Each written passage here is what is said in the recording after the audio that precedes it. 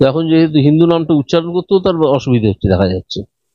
তো হিন্দুদের উপর অত্যাচার হচ্ছে তিনি এখন স্পষ্টভাবে বলতে পারছেন না যে হিন্দুদের উপর অত্যাচার করা যাবে না, কারণ তার মুসলমান ভোট ব্যাংকে ভাঙন ধরবে সেই ভয়তে। তো হয়তো সেই জন্যই বলছেন না, হয়তো কেন, আমি নিশ্চিত যে সেই ভয়তেই বলছেন না।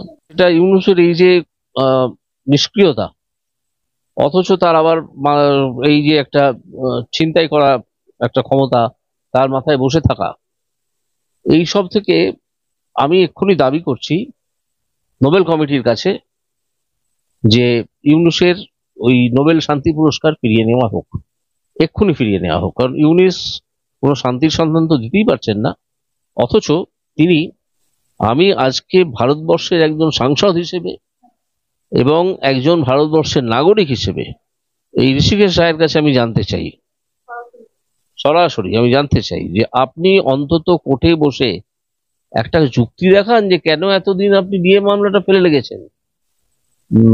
যারা সংখ্যালঘু ওখানে হিন্দু অর্থাৎ তাদের ওপর অত্যাচারটাকে নিয়ন্ত্রণ করছেন না, অথচ তিনি ক্ষমতায় থাকছেন। হ্যাঁ, ইউনূস সরকারের তো একেবারে কবজা করে ফেলেছে একদল মৌলবাদী গোষ্ঠী, মুসলিম মৌলবাদ, তারা সেরকম ভাবেই চালাচ্ছেন। আর ইউনূস তাদেরকে নিয়ন্ত্রণের মতো কোনো ব্যবস্থা করছেন না। ইউনূসের মনে হচ্ছে কোনো ক্ষমতাই নেই বা তিনি ইচ্ছে করে করছেন। ইউনূসকে যখন তারা সরকারের প্রধান করেইছেন, প্রথম কথা এটা একটা আদৌ সরকার কিনা বা একটা দেশের ক্ষমতা ছিনিয়ে নিয়ে একটা কিছু লোককে সরকার বলে চালানো, এটা হচ্ছে কিনা সেটা নিয়েও খুব গভীরে ভেবে দেখার বিষয় আছে। কারণ তাদের প্রধানমন্ত্রী, বাংলাদেশের প্রধানমন্ত্রী এখনো পদত্যাগ করেননি। হ্যাঁ, ইসকনকে নিষিদ্ধ ঘোষণা করার চেষ্টা হয়েছে কোর্টের থ্রু দিয়ে, কিন্তু কোর্ট কালকে সেই আবেদনে সাড়া দেয়নি। তার মানে এই নয় যে আবার পরবর্তীকালে সাড়া দেবে না, অন্য কোনোভাবে ইসকনকে বিরক্ত করা হবে না। আজকে আমি শুনেছি যে ইসকনের অনেকজনের ব্যাংক অ্যাকাউন্ট নাকি বন্ধ করে দেওয়া হয়েছে, সিজ করা হয়েছে। তো এইসব কাজ যদি চলতে থাকে তাহলে ইউনূস এর এই যে দলবল এরা যেটা করছেন, তাদের জেনে রাখা উচিত যে এর প্রবল প্রতিক্রিয়া ভারতবর্ষে তো হবেই, কারণ ভারতবর্ষ তো হিন্দুদের একটা অত্যন্ত গর্বের জায়গা। যদিও মুসলমানরা সেখানে শান্তিতেই বসবাস করে, প্রচুর মুসলমান, এবং ভারতবর্ষ সেই গ্যারেন্টি দেয় যে মুসলমানদের উপর অত্যাচার হয় না এখানে, সংখ্যালঘুদের উপর তো আমি মুসলমানদের কথাই বোঝাতে চাইছি এখানে। তো এর প্রতিক্রিয়া নিশ্চয়ই হবে, চতুর্দিকে হতে শুরু করেছে। ভারতবর্ষের হিন্দুরা তো আওয়াজ তুলছেন, যদিও রাষ্ট্রীয়গতভাবে বা সরকারিভাবে এখনো একটা বিবৃতি এসছে, যদিও সেই বিবৃতি এই খুব কড়া ধরনের বিবৃতি। কারণ প্রথমত তিনি একজন হিন্দু সাধু, হিন্দু মঙ্ক। এবার তাকে অন্য কোনো এমন খাদ্য খাইয়ে দেওয়া হচ্ছে কিনা, জোর করেও হতে পারে বা তাকে না জানিয়েও হতে পারে, যেটা তার ধর্মবিরোধী, এটা কেউ জানে না। দ্বিতীয় কথা হচ্ছে যে তিনি যে সাধারণ অপরাধীদের সঙ্গে আছেন, তারা যে কোনো সময় তাকে মারধর করে বা অন্যরকম ভাবে মেরে ফেলতে পারে, সেই আশঙ্কাটা থেকে যাচ্ছে, সেই আশঙ্কাটা আছে। সেই জন্যে কোনো সভ্যভদ্র সরকার যদি হতো এবং যে কোনো মিথ্যে ছুতো নাথা দেখিয়েও যদি কাউকে অ্যারেস্ট করা হয়ে থাকতো এরকম ব্যাপারে, তাহলে তারা এই ধরনের সাধুর জন্য একটা আলাদা বাসস্থানের ব্যবস্থা করে সেটাকে জেল বলে ডিক্লেয়ার করে সেইখানে জেলে পুরে রাখতে পারতেন। সেটাকে জেল হিসেবে ডিক্লেয়ার করা যায়, ঠিক আছে, আমাদের আইনে তো করা যায়, ওদের আইনে করা যায় কিনা যায় না, অবশ্য ওদের ওখানে তো কোনো আইন আছে বলে এখন মনে হচ্ছে না আপাতত। কিছুদিন কোর্টে তো মনে করে আরো তদন্তের দরকার, সেই জন্য দেয়নি, হতে পারে এরকম। তো কোর্ট বলুক না বলুক, যদি তিনি একটা কাস্টডিতে থাকেন, তাহলে কাস্টডিতে রাখা মানে সবসময় যে জেলখানায় ও প্রতিষ্ঠিত যেগুলো জেলখানা সেখানেই রাখতে হবে এই ধরনের একজন সাধুকে, এটা তো কথা নয়। এই ধরনের একজন সাধুকে কোনো গেস্ট হাউসে রাখা যেতে পারতো, কোনো বাড়িতে বন্দি করে রাখা যেতে পারতো, যেখানে তিনি তার ধর্মাচরণও করতে পারবেন, যেখানে তিনি নিরাপদে জেলে ঢুকিয়ে রেখেছেন, মানে ঢুকিয়ে রেখে একজন মানুষকে মারছেন, অত্যাচার করছেন, সেই জন্য তো জেল তৈরি হয় না, তাই না? এখন তো জেলের নাম সংশোধনাগার হয়ে গেছে, মানুষকে সংশোধন করা। তো সে কনসেপ্ট ওখানে কত ছড়িয়েছে আমি জানি না, আমাদের ভারতবর্ষে তো অনেকটা হয়েছে, চলছেও সে কাজ।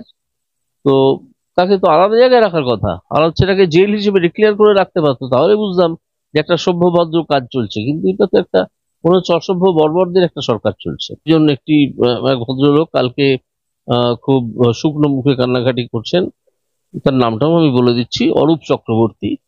তিনি আমি বিভিন্ন টিভির অনুষ্ঠানেতে গেছি, যে তিনি যথেষ্ট তৈলমর্দন করে চলতেন এবং যথেষ্ট চামচাগিরি করে চলতেন এই তৃণমূল কংগ্রেসের, এবং অন্যদেরকে গালাগাল বন্ধ করতে, অযৌক্তিক গালাগাল বন্ধ করতে পিছপা হতেন না।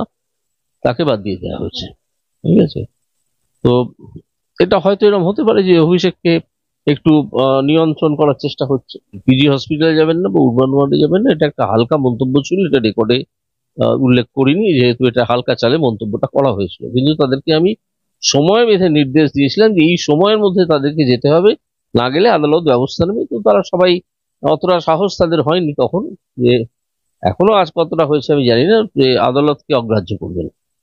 তো যদিও আদালতকে অগ্রাহ্য করার জন্য তারা একেবারে দলবদ্ধভাবে আমার কোর্টরুমে এসে বিভিন্ন রকমের অসভ্যতা করেছেন। তাদের জন্য আবার দালাল ভাড়াও করা হতো, কিছু কিছু দালালকে।